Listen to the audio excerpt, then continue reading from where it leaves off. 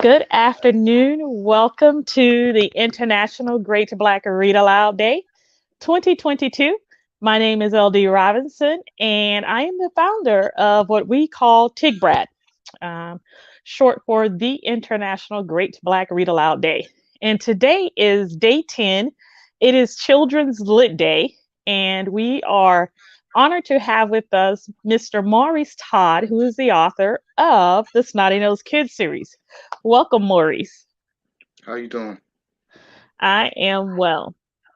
Well, before we get a sneak read of the Snotty Nosed Kids, we are going to remind you of a couple of things that you need to do. As I said, today is day 10, Children's Lit Day, and we are reading every day this month um, something written by Black people from all around the world. And that is what we do here at the International Great Black Read Aloud Day. We are giving voice to words written by Black people all around the world. So we want you to follow us online. We want you to subscribe to our website. Stay in stay in touch with us and follow what we're doing here at the International Great Black Read Aloud Day. So our guest today is Maurice Todd, and Maurice is the author of the Snotty Nosed Kids series, and he's our special guest today. So we are going to be honored with a reading from the series, the very first book in his series, The Snotty Nosed Kids. So, Maurice, would you go ahead and then we'll chat after you're done? Sure, it'd be my pleasure. This is from the first book titled The Snotty Nosed Kids. Nice.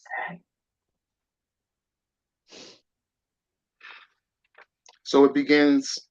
Now, this story begins like no other in a place that we would like to call any hood.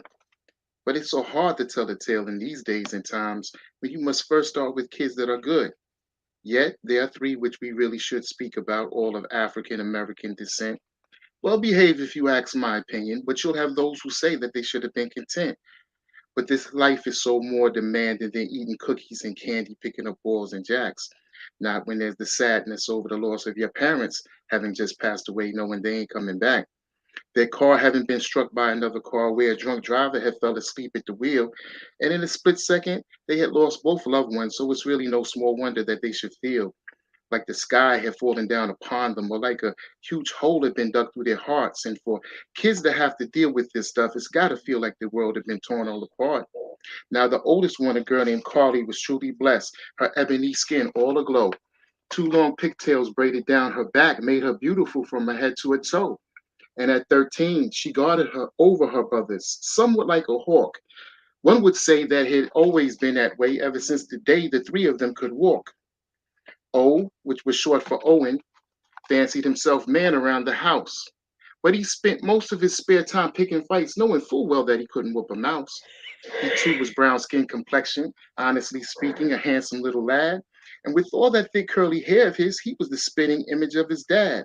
Let not forget Benjamin, his little brother, and also the youngest one out of the three. And with a brain size twice your average, he was a genius which everyone could see. A sharp pup, if ever there was one. He wrote the book on witty words to say, and he might have solved half the world's problems if he weren't playing video games all day. So they weren't the worst of kids, really, though it may be said they were close knit. They didn't steal, nor did they play hooky, spray graffiti, or throw fits. They weren't finicky eaters either. What they were served, they ate most of it, and they never complained when they didn't receive what they felt they were supposed to get. Now you're sitting there scratching your heads. I know it's understandable, for most forget that it was their Nana, Madam Estelle Walker, who first called these three the Snotty Nosed Kids.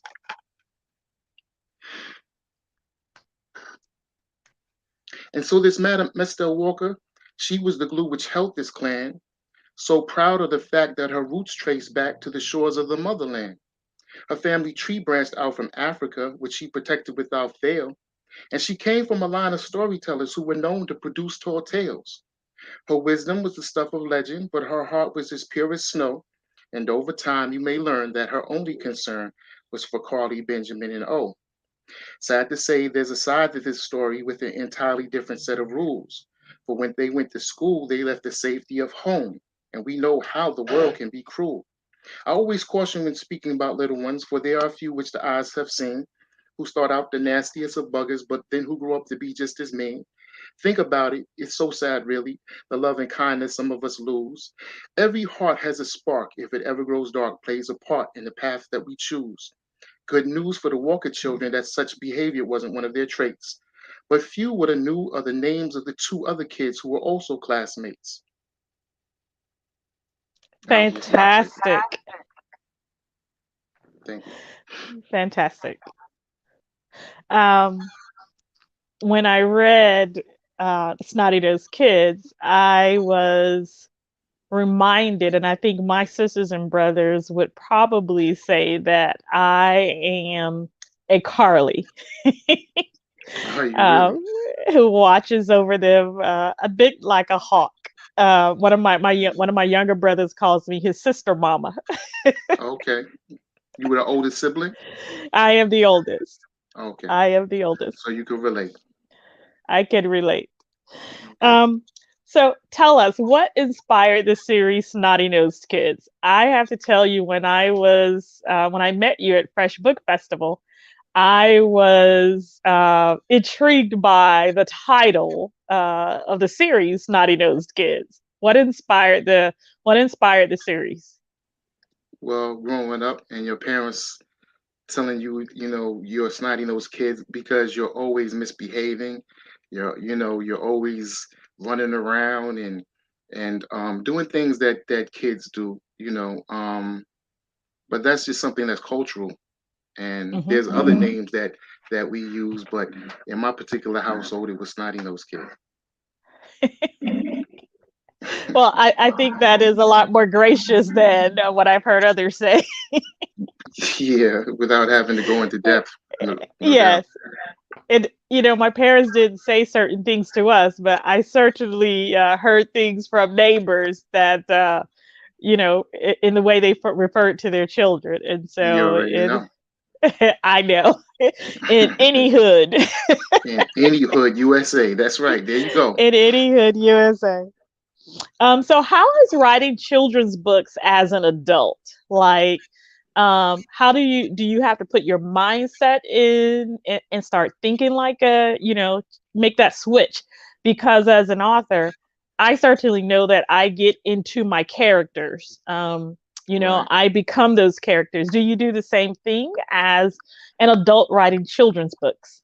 That's a very good question. I've written novels, um, and the the difference with children's books when it came time for me to embark upon that endeavor was it was kind of like, okay, how do I write something that's different than the novels that I've been writing the novels that I've been writing, and I called upon like something that I used to do back in the days, which I used to rap, and so I said, okay.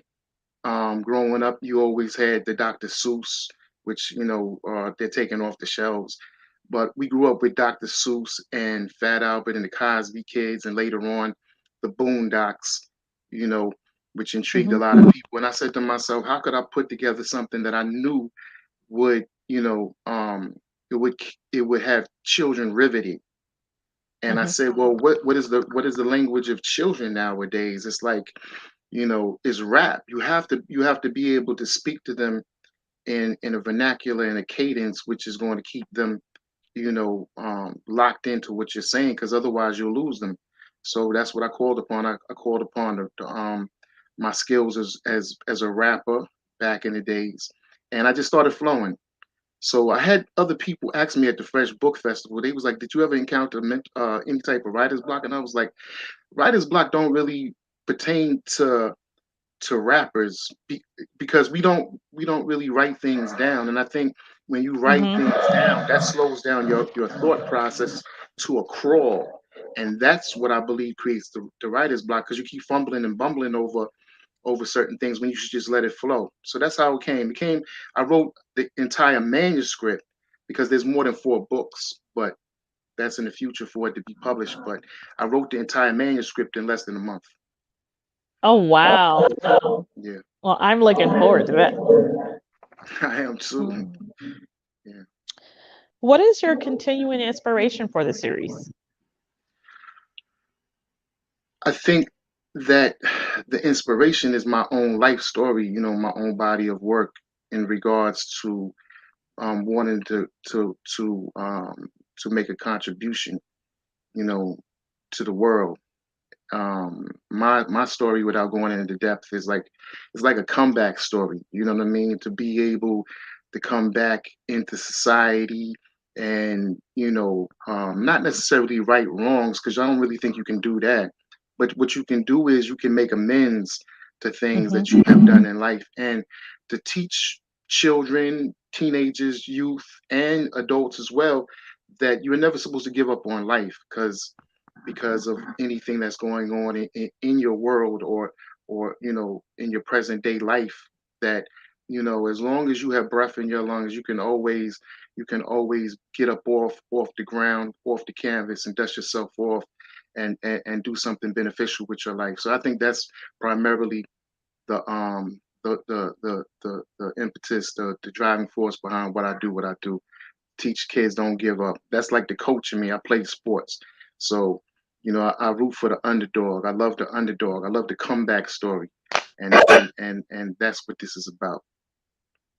Fantastic.